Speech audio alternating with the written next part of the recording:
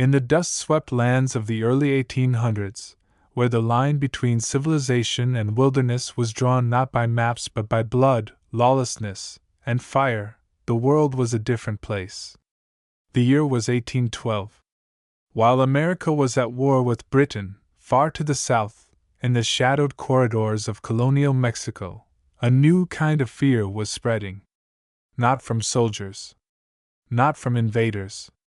But from one man. A man whose name was whispered with trembling lips.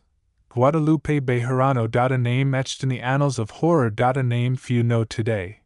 But in the smoky taverns, the crowded marketplaces, and the candlelit churches of 19th century Mexico, Guadalupe Bejarano's tale was the stuff of nightmares. He wasn't a bandit. He wasn't a rebel. He was something far worse. Mexico's first documented serial killer. And this is his terrifying story. It is the year 1812. The world is on fire. Empires tremble. Revolutions rage across continents. And far to the north of New Spain, where the wild lands stretch beyond the reach of kings and crowns, a forgotten frontier bleeds in silence. This is not a land for the faint of heart. This is not a land of law or mercy. This is the edge of civilization. Imagine an endless wilderness carved by time and wind. To the west, barren deserts shimmering under a punishing sun. To the east, tangled forests, thick and dark, teeming with creatures and shadows. Mountain passes run like jagged scars across the land, each one a treacherous path hiding bandits, wolves, and worse. There are no soldiers stationed here. No governors to rule. No armies to protect. Only whispers of the Spanish crown, fading like smoke in the distance.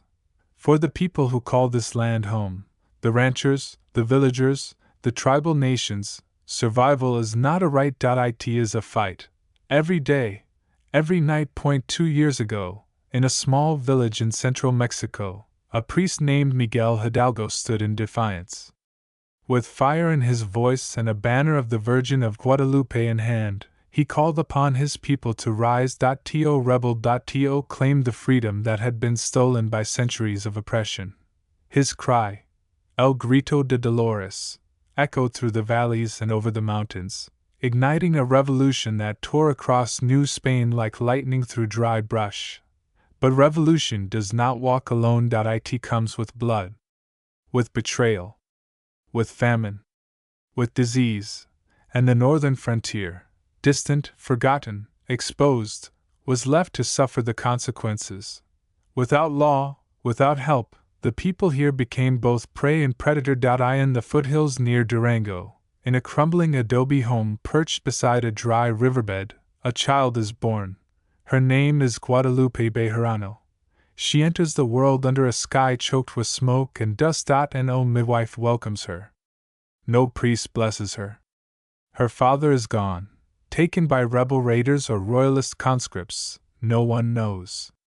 Her mother dies in childbirth, her face frozen in pain and prayer. The villagers say the child did not cry. Not once. They say she looked around the room with eyes too calm, too still, as if she had already seen the worst the world could offer. A child of misfortune, they whispered. A child of silence. The missions dotting the frontier stand like bones of a forgotten faith. Their bells have rusted. Their pews are empty. The padres that remain wander like ghosts, trying to hold on to crumbling rituals as war approaches from every direction. Bandits ride freely down what were once roads. Indigenous tribes, long oppressed, rise in anger or retreat deep into the mountains, unwilling to trust the promises of empires or rebels. Disease spreads.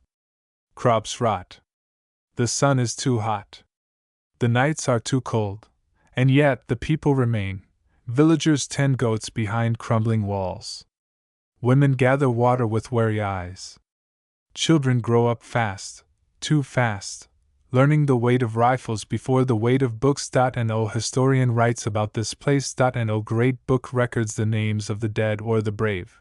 But here, in this wild corridor between worlds, stories still rise like dust devils on the horizon. Stories of men who turned their backs on kings to become warlords, of women who took up arms when no men returned, of traders who crossed hundreds of miles to bring salt and sugar, only to vanish in the canyons. And stories, whispered by firelight, of Guadalupe Bejarano, the silent girl with eyes like storms, who would one day grow into a legend of her own. The border between hope and despair, 1812 was not a year of triumph for the frontier. It was a year of waiting, of suffering, of enduring. For those on the edge of empire, it was the year the old world collapsed and the new world failed to arrive. But in the silence of that collapse, something else began to grow. A fierce independence, a hunger for freedom born not of politics, but of pure survival. In the hearts of those who had no kings and no saints left to pray to. And the children who grew up with smoke in their lungs and steel in their hands. In Guadalupe, this is not the story of generals and presidents. This is not the story told in history books.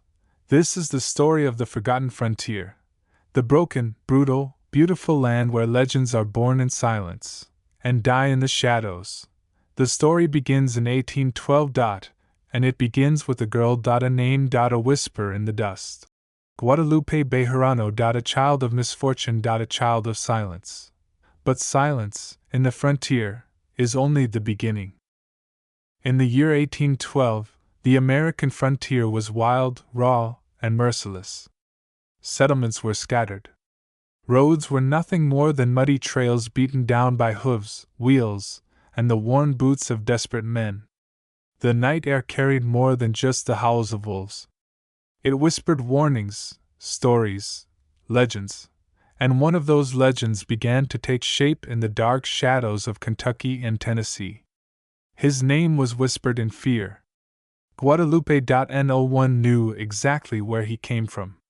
Some said he crossed the border from the south, others claimed he was born in the swamps of Louisiana, raised by silence and solitude. By 1812, Guadalupe was no longer a boy, but a man, tall, lean, and hollow-eyed. His face was long and sharp, like the blade of a knife. He walked with a quiet confidence, and wherever he stopped, eyes followed. He was a traveling tradesman, a seller of iron goods, leather belts, wooden toys, and trinkets carved from bone. He'd show up in a village with a wagon pulled by a tired mule, always alone. He offered fair prices, sometimes even generous ones. People found him strange, but not threatening. He fixed tools, sharpened knives, listened more than he spoke. But then, someone would disappear. At first, it was written off as misfortune. The frontier was unforgiving. People vanished all the time, taken by illness, stolen by river currents, or lost to the forests forever. But as Guadalupe continued his wandering from settlement to settlement, a strange pattern began to form. A farmer's daughter in Franklin, a traveling preacher near Nolensville, a shopkeeper's wife in a quiet Ohio River town. All gone. Each vanishing followed shortly after Guadalupe had passed through. Whispers grew louder. He was charming during the day, quiet, helpful. He seemed gentle. But there was something about his eyes. Cold. Empty. 1,000-yard stare that didn't quite match his polite smile. The first true clue came when a body was found. A young woman, barely 17, discovered in a dry creek bed. No blood. No signs of violence. But when they prepared her for burial, the town's healer screamed. Something was under her tongue. A small iron token, shaped like a skull. Rough. Hand-forged. At first, they didn't understand. They thought it might be a message, a threat. But when the second body was found a few months later, another missing traveler, another skull-shaped token, a chill began to settle across the frontier. People started calling him El Forjador, the forger. Not just of tools, not just of iron, but of death itself. His killings followed a pattern. He never forced his way into a home. Never struck in anger or haste. He gained trust, earned it like currency. He shared stories by the fire. He offered food to the hungry. He helped carry water. He always waited. Then, when the victim felt safest, he disappeared. And so did they, but he never killed carelessly. Never when it would draw too much attention. He moved slowly, patiently, like a wolf testing a herd. He studied his prey, learned their habits.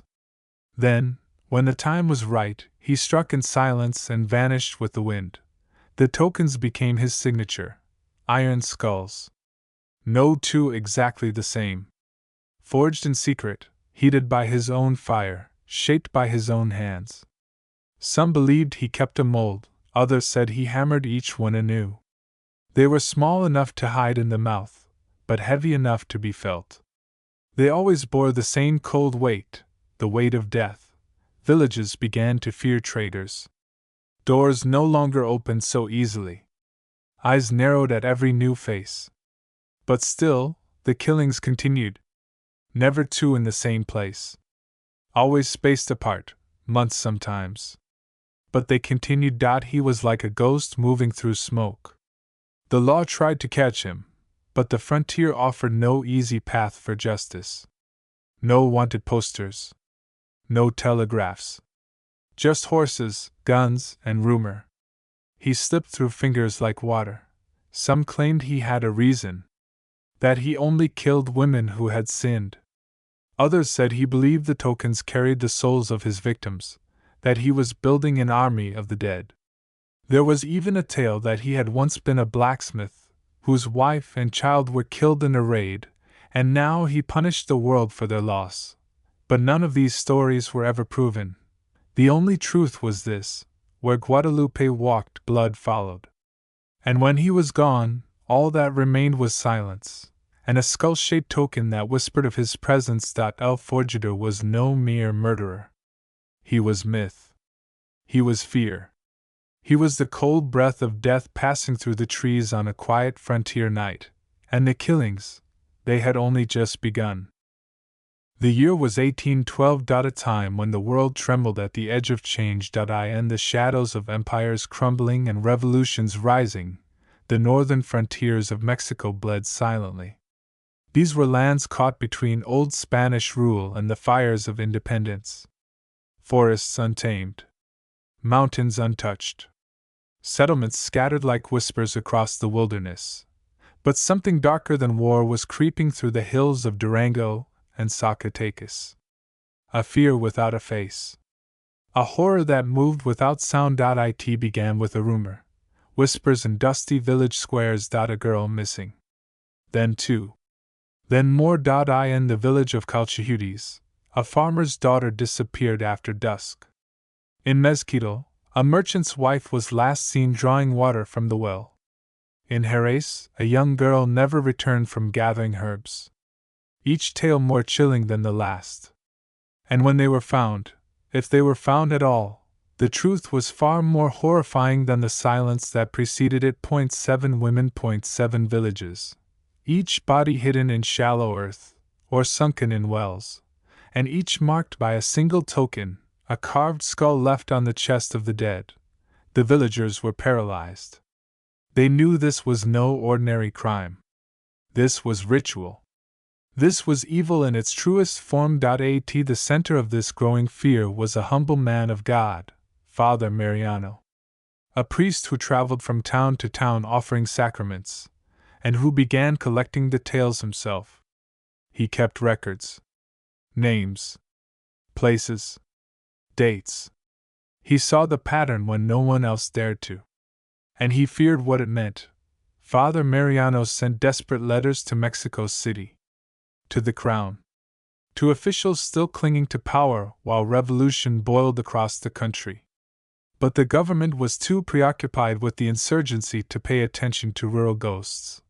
Only one man was sent. One man to hunt what others called the demon. His name was Captain Elias Navarro. Navarro was a soldier of the old guard. Born to Castilian blood, raised under Spanish banners, forged in the fire of campaigns that shattered families and tore villages apart. His hands had known war. His soul had known grief. Years ago, his own sister had vanished on the road to San Luis Potosí. Her body was never found. Her name never left his lips. He had never stopped searching. So when the dispatch came to investigate the killings in Durango, Navarro did not hesitate. He knew evil. And he would meet it again. He arrived in the north on horseback, cloaked in silence, guided by rumors and the eyes of the afraid. In every village, he found what Father Mariano had recorded. Names crossed by death. Families broken. Women taken. Each grave spoke without words, and every time the skull, carved from bone, placed with care, left like a signature. Navarro hunted the killer like a ghost chasing another. The name he uncovered was spoken in gasps, often behind closed doors. Guadalupe Bejarano, once a traitor, once a man of the people, now a phantom, a predator, a soul lost to darkness. He moved through villages before Navarro arrived. He left no trail, only screams that echoed long after he was gone. Men feared him. Women cursed him. Children were told bedtime tales to keep from speaking his name aloud. But Navarro would not stop. From burned-out homes to forest trails littered with bones, Navarro followed. Each time closer. Each time finding more horror. He began to piece together the truth. Guadalupe did not kill for gold. He did not kill for revenge. He killed because he believed he was chosen. The skull tokens were part of a ritual. Some said he followed ancient rites. Others said he had gone mad after witnessing his own family slaughtered by rebels years earlier. No one knew the whole truth. But Navarro had no doubt of this. The man he hunted was not human in spirit. By the winter of 1813, the death toll had reached 23. Most were women, some were children. None had survived. The land itself began to reflect the violence. Once thriving villages emptied. People fled. Fields were left to rot. Even soldiers deserted posts when rumors spread that Bejarano was near. Still, Navarro rode on. He wore his pain like armor. He had nothing left but this hunt. The face of his sister haunted his dreams. And the carved skulls haunted his every waking moment. Each day he came closer, each step deeper into darkness. And though he did not know it then, his hunt would lead him not just to a killer, but to a reckoning that would change the frontier forever. Because what stalked the hills of Durango in 1812 was more than one man. It was the beginning of a legend. A war not between nations, but between man and monster. And the line between the two was beginning to blur. To be continued. The frontier was never quiet. Not in 1812. Not in the year after. The air was thick with gunpowder, fear, and something older, something ancient. By the time the winter of 1813 fell like a curtain of ice over the Sierra Madre, the people of the land no longer whispered about peace. They only spoke of survival. And of a man, a name they feared to speak aloud: Guadalupe Bejarano. Snow buried the peaks like ghostly guards, watching over a land soaked in stories and blood. In the quiet mountain village of San Bartolo, nestled between frozen ridges and forgotten trails, something broke that silence. A girl vanished. She was the daughter of a local farmer. Bright. Kind. Always helping her father gather wood before the night howled down the mountains. But this time, she didn't come home. Panic gripped the village. Then someone remembered they'd seen a stranger. A man. Wrapped in a dark cloak, moving slow through the snow.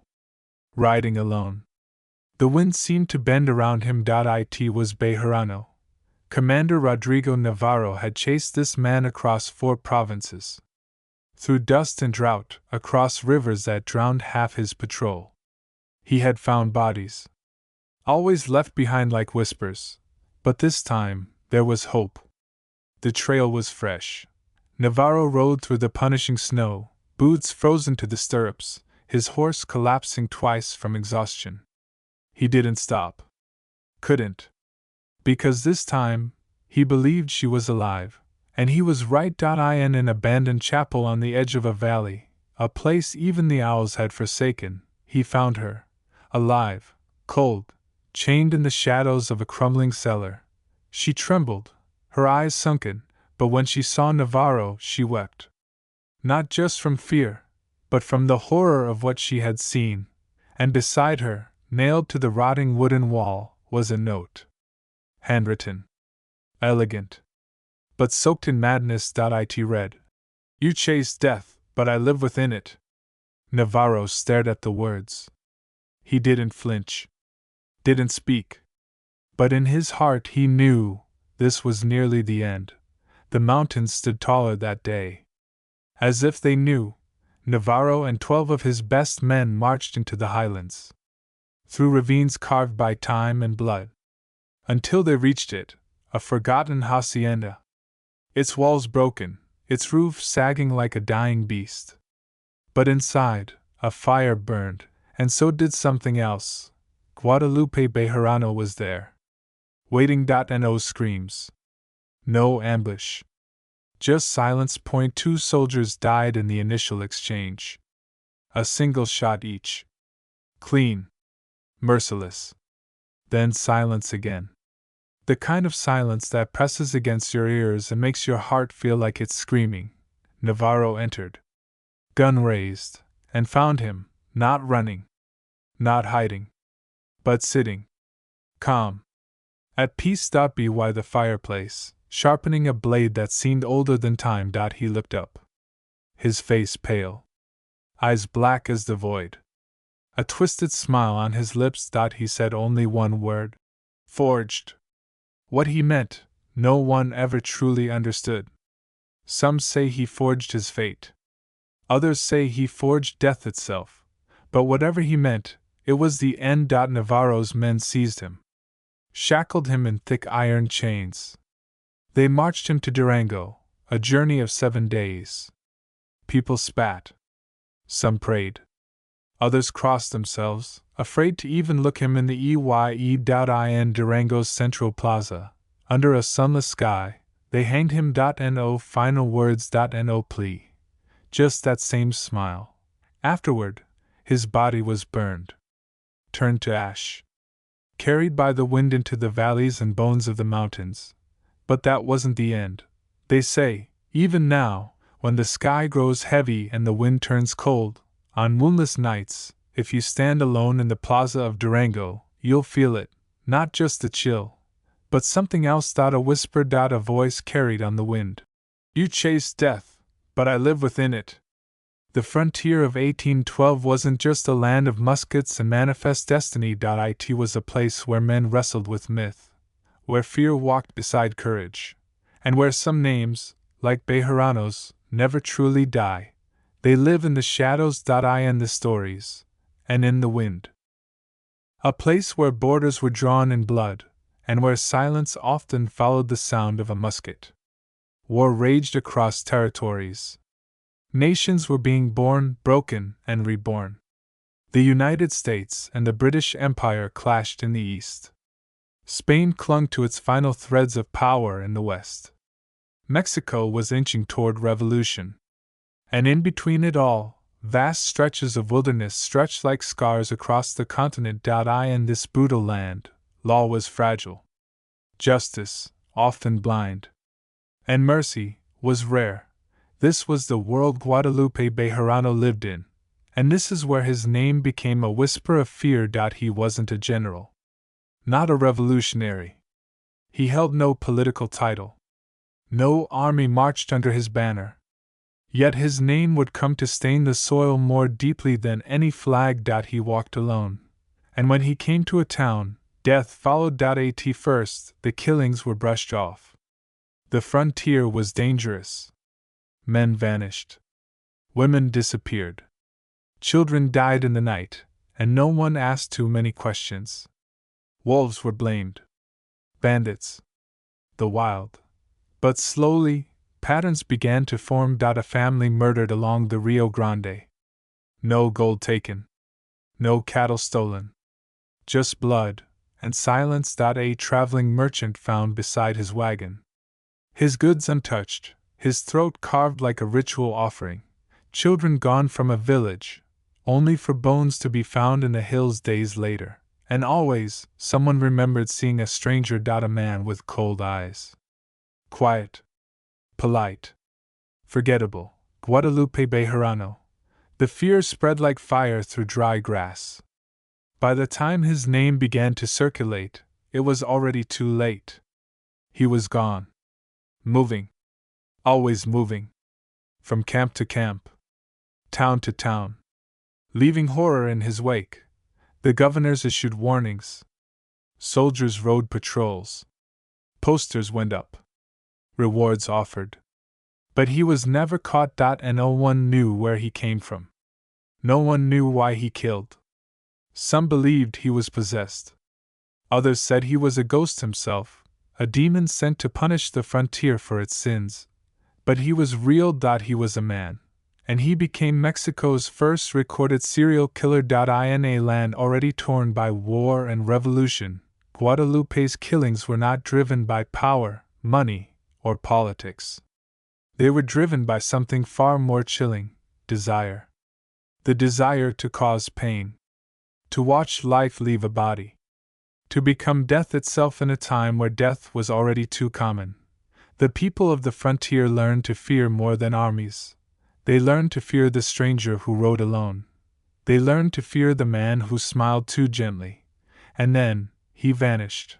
Some say he was killed in the desert. Others claim he crossed into the United States, changed his name, and continued his spree. A few believe he was finally caught and executed in secret, buried in a shallow grave no one dares mark. But the truth, no one knows. He disappeared like smoke, and the only thing he left behind was legend. Today, you won't find his name in textbooks. No bronze statues honor his crimes. No tourist signs tell his story. You won't see reenactments or hear schoolteachers speak his name. But if you dig deep enough, into the archives, the court records, the forgotten newspapers of the early 1800s, you'll find him. Like a shadow behind the ink. A reminder that even in the darkest times, there are places deeper than war. Deeper than politics. Places in the human soul that remain unexplored, and terrifying. Because the monsters of history aren't always kings or conquerors. Sometimes, they wear no crown. Sometimes, they walk among the common folk. Sometimes, they smile and say good morning. And when the sun goes down, they kill. Guadalupe Bejarano was one such monster. A man who found the lawless edge of the world, and used it to carve a name in blood. Not for glory, not for revolution, but for the thrill of it.so. The next time you sit by a fire under the stars, and you hear the coyotes howling in the distance, remember him. Remember the killer the frontier never caught. Remember the name whispered by mothers to their children when the wind howls through the trees. Guadalupe Bejarano. The shadow of 1812. The ghost that still walks the borderlands. This was not a legend.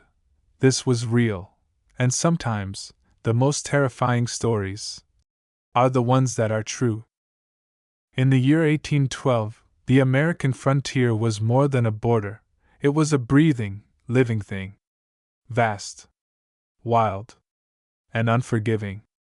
The United States was still young, raw with scars of revolution, and already facing a new war, the War of 1812, a conflict born from pride, power, and the pursuit of dominion. But on the edges of Kentucky, beyond the last marked roads, the real battle wasn't between nations. It was between man and the wilderness, cut to the image of dense woods, dark, gnarled trees whispering ancient secrets. They called it the Devil's Spine. A dense forest stretching from the banks of the Ohio River deep into the misty hills, untouched by sunlight in some corners. No map ever captured its full reach. Few dared to enter. Fewer returned. And those who did came back changed. Footsteps stop. A figure emerges in the shadows, and now, stepping into this forgotten wildland, comes one man. Navarro Holt. A soldier. A scout. A hunter of stories, and perhaps a ghost himself. Raven caws. Wind hisses through the trees. Navarro's orders were simple. Find the missing battalion. 47 men vanished without a trace in this forest. No blood. No tracks. Just silence. Cold, brutal silence. But Navarro wasn't looking for orders anymore. He was chasing a legend whispered among the Shawnee. The legend of a witness. The last soul to walk out of the forest alive. An old trapper. Half mad. Said to have seen what the others did not live to tell. Fade in. Navarro tightens the strap on his rifle. His breath rises in the morning mist. His eyes scan the trees. He traveled alone, with only his rifle, a flask of water, and a torn page from a journal found near the last camp. The page read, "They are not ghosts. They are older than ghosts. They were here before us. And they are not done watching." Drums fade in, slow and rhythmic like a heartbeat. The story grows darker. 3 days into the forest, Navarro found the clearing. The trees pulled away as if scared to touch the soil. The air was thick. Still. The birds did not sing. It was here that Navarro saw it, a circle of charred stones. And inside a mound. Human bones, arranged not by animals, but by hands. Deliberate. Ritualistic. And on top of the bones, an old musket cracked in half, the barrel twisted as if by monstrous strength. What the hell happened here? The silence broke. A branch snapped behind him. Navarro turned sharply, musket raised. A figure stood at the tree line, barely a silhouette. Thin. Hunched. Eyes reflecting pale green in the shadows. The last living witness. Cut to Navarro kneeling at a dim campfire. The figure sits across. His face is wrinkled, beard wild, eyes hollow. Witness, shaky voice, "You should v come. The forest don't want no more blood, but it'll take it anyway." Navarro, calm. "What did you see?" The witness falls silent. Then speaks. "Witness, they came out of the ground. Not men. Not beasts. Wearing the faces of the dead. They whisper your name before you see 'em. If you hear it, it's already too late." Navarro listened. He wrote nothing down. Some things, even in 1812, were too dangerous to record. The witness leaned in, breath heavy with the smell of whiskey and fear. "Witness, you're not here for the battalion. You're here to know if it's true, the thing that watches from the old hill. The one the natives won't name. The one that don't sleep. The one that wants to wake up." Sudden animal scream in the woods. Fire flickers violently. That night, Navarro saw something. Not clearly. A shape. Moving between trees, tall, too tall. It did not make sound. It did not breathe. But the forest recoiled as it passed. The next morning, the witness was gone. No footsteps. No trace. Only a symbol carved into the tree near Navarro's camp. A spiral, ancient, and pulsing with fresh sap. Navarro didn't return to the fort. Not then. He went deeper, beyond the trees, into the legend, and the War of 1812, raging just miles away, had no idea that something far older, far darker, was watching it unfold from the shadows of the American frontier. Narrator, final line, voice fading. This is the untold frontier. And Navarro Holt had just begun to scratch the surface.